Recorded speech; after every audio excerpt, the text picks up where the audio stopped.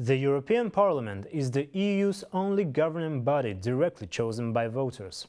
The past weekend, nearly 350 million Europeans went to the polls to elect the 720 members of the European Parliament for the next 5 years. Voters in 27 countries have elected more far-right members to the European Parliament, pulling that body more to the right than it has ever been. Balzhan Samigulina followed the events from Brussels.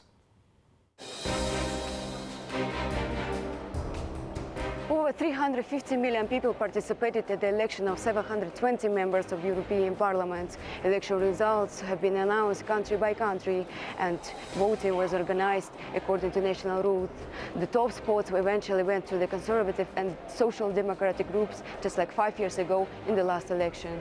Provisional results show Europe's centrist groups maintained their majority, but far-right parties made substantial gains, thanks in large part to Italy, Germany and France. Thus, Ursula von der Leyen and the European People's Party did still win the majority of votes, snagging the most seats and adding 13 more to her tally from last time. Overall, the pro-European centrist parties held their ground. Yes, I am confident, but of course, I know that there's still a lot of hard work ahead of me. I'm happy to address this work. But I'm definitely confident what my running for a second mandate is concerned.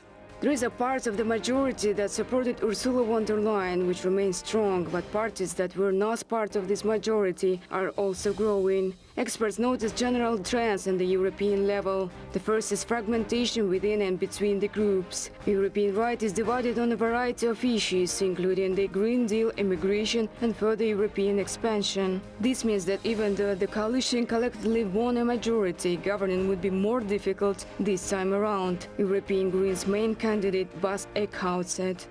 These European elections, they're just very fresh, right? So I think everyone needs to digest.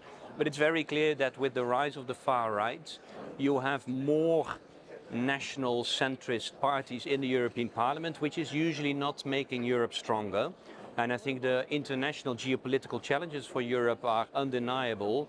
And I think we now in the European Parliament need to search for a new stable majority that also delivers on a strong geopolitical Europe that will also reach out to the regions around Europe where we need to work with.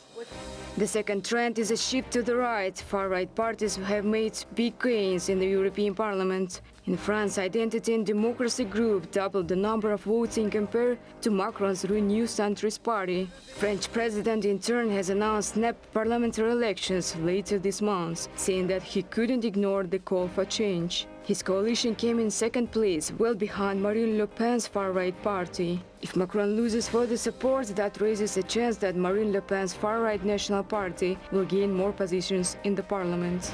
Cette décision est grave, lourde, mais c'est avant tout un acte de confiance.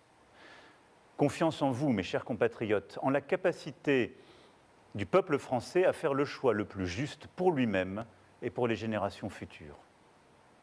Confiance en notre démocratie.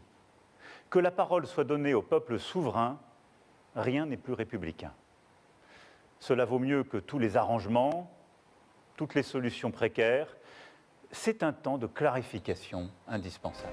The election night was a crucial moment and yet a historical event. While Eurosceptic parties saw defeats as Europe's once driving forces, voters in Germany, Italy, Austria and the Netherlands supported more far-right parties. Belgian Prime Minister Alexander De Croo's Liberal Open VLD party managed less than 7% of the vote, which led him to announce resignation. However, according to Peter Stana, the spokesperson for foreign affairs and security policy of the EU, election results will not change the European Union's policy towards Central Asian states, and in particular, Kazakhstan. The European elections or elections for the European Parliament are very important for the internal democracy of the European Union, but they will not affect our relationship with Kazakhstan. The relationship between the European Union and Kazakhstan is very strong and has a very, very strong history. And this basis will not be changed by whatever the results of the European elections, because there is a European consensus that us, as European Union, 27 member states, we are very much determined to continue developing very strong relationship with Kazakhstan as important partner of European Union and our member states. Watching the election, there are two particular messages that matter. First, a majority of seats still remain in the centrist coalitions. However, the center of gravity has most certainly moved rightward. That will result in complex negotiations to form coalitions in the countries divided by language and regional identities. Balzhan Samigulina, Silkway TV channel, Brussels.